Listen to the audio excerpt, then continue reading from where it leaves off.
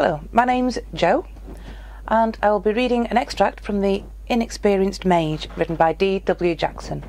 If you enjoy what I read, then please feel free to go on Amazon or wherever else you can buy the book. Hope you enjoy. Inexperienced Mage, Chapter 1. Trying to enjoy what little time he had to himself, Mark gazed at the clouds floating above him.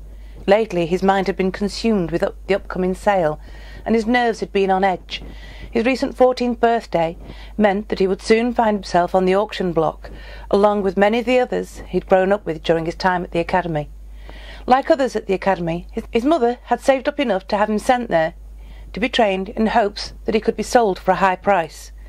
Mark remembered little of his family, other than the fact that he had lived on a fair-sized farm, where from the time he could barely walk, he was forced to work, doing whatever his small frame would allow.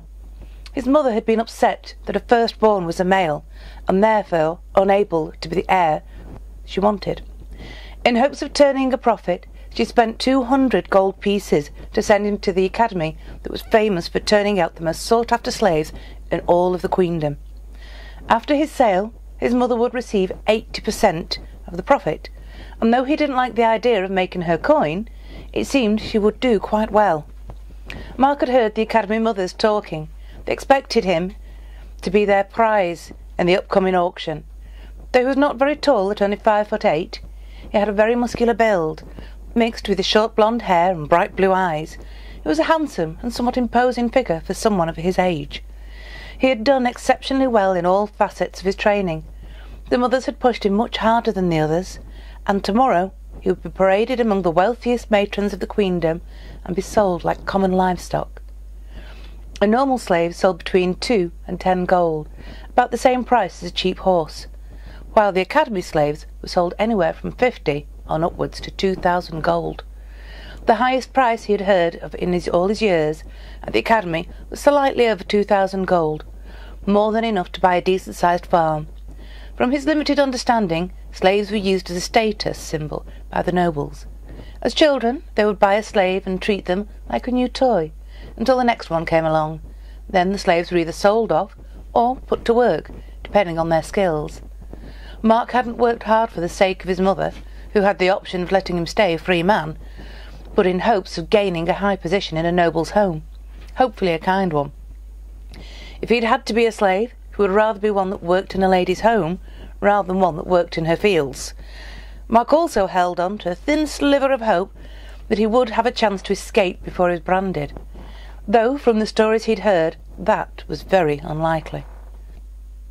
A dark shadow passed over him, and he found himself staring into the eyes of Mother Elisa. She was a beautiful woman with a slender body and narrow cobalt blue eyes and dark brown hair, if only her attitude matched her appearance. She was his least favourite of the mothers. While most of the mothers were kind and understanding, Mother Elisa was hard, like forged steel, and twice as cold. Mark quickly jumped to his feet and lowered his head. "Mother, how may I be of help to you?" Though he dared not look up, he could feel Mother Elisa's eyes boring into him. "Follow me. Your mother is here to check on her investment." Her tone was cold, but in it he could detect a hint of compassion as well. That was something that unnerved him, far more than the knowledge of the impending visit of his mother. Mark followed Mother Elisa into the main building that stood in the centre of the academy. After winding down multitudes of hallways, Mark found himself standing before the door that belonged to the matron of the academy. His body tightened and his hands began to sweat as Mother Elisa knocked on the door. The light rap of her knuckles on the solid wood door sounded like a hammer to his ears.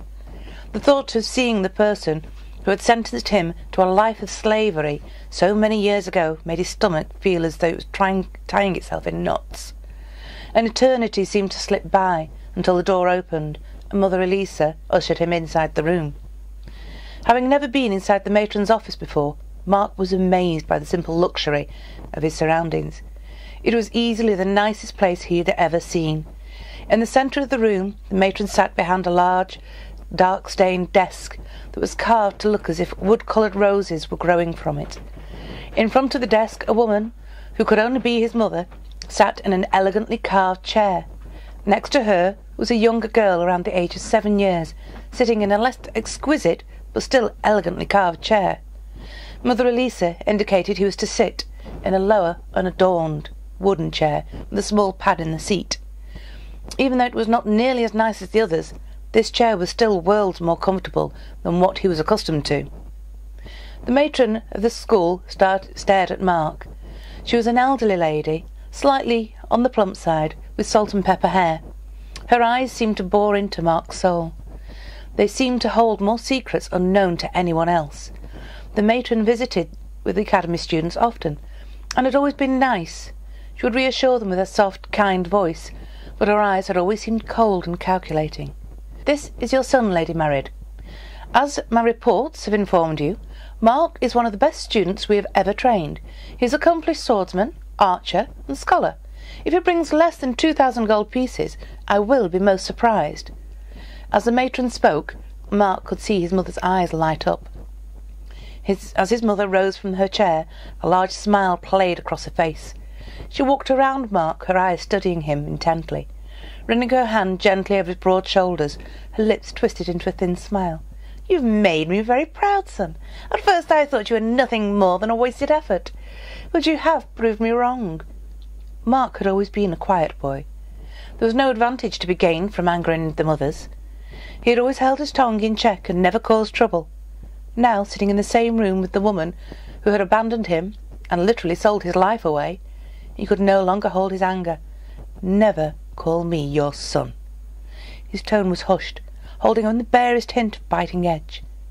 As soon as the words left his mouth, he felt a sharp sting as his mother slapped him hard on the back of the head. "You ungrateful little brat! I have given you a chance to make something of yourself, and you dare talk to me like a worthless whore, son!" Her words came out in a venomous tone, punctuated with continuous slaps. Seeing nothing more coming from her son, and no reproach from the matron, she let out a light "humph" and left the room. The little girl followed quickly behind her. As soon as the two were well gone, the matron politely dismissed Mother Elisa, asking her to attend to her other duties. Mark was now alone in the room with the elderly lady. The matron walked around her desk, slowly coming to his side, and lightly placed a hand on his shoulder. "Mark, did you know that my great-grandmother started this school to fill the need for well-trained slaves? She saw a need and fulfilled it, like any good merchant, even though she never truly believed in it. That is the reason we are on the board with Rain, where all my children have been born and are able to live life in freedom. I might myself agree with you that the woman has little or no right to call you her son, but don't let it make you bitter and ruin your chance to find yourself a good place in the world. You are a slave. That cannot be changed. But you can be a prized slave. You can be treated better than almost any other man in the whole queendom. It is not the best solution, true, but it is the best that I can offer you." Looking up, Mark noticed the matron's eyes no longer seemed cold, but instead they radiated something akin to sympathy. Mark let out a heavy sigh as the truth of her words hit him fully. "I have known that for years, matron, and have tried as hard as I could to assure myself a good place, but seeing her just broke something in me. I give you my apologies for my actions, and promise I will be in my best form tomorrow." He could hear the catches in his voice and feel the tears that threatened to run from his eyes. The matron gave a slight laugh. "Not to worry, son. I am not upset with you. More than once I have had to fight back words that I desperately wanted to tell some of these so-called mothers." She waved towards the doorway, smiling brightly. "Now, enjoy the rest of your day, and try your best not to let that woman bother you." Mark made his way to his dormitory. I'd just like to say thank you very much to the YouTubers for Give Me a Flake Man and Rachel and John for introducing me to D.W. Jackson's books. I read the first book with plan to do this video in hopes that I could be entered for the competition to go to Japan, which I would love to. But having read the first book, I couldn't leave it at that. I had to read the second, on the third, on the fourth, on the fifth. They're very addictive, and I've enjoyed every one of them and thought they were written extremely well. So thank you, W.D. Jackson, for writing the books, and I shall be getting more of your books and reading them as well. Thank you very much.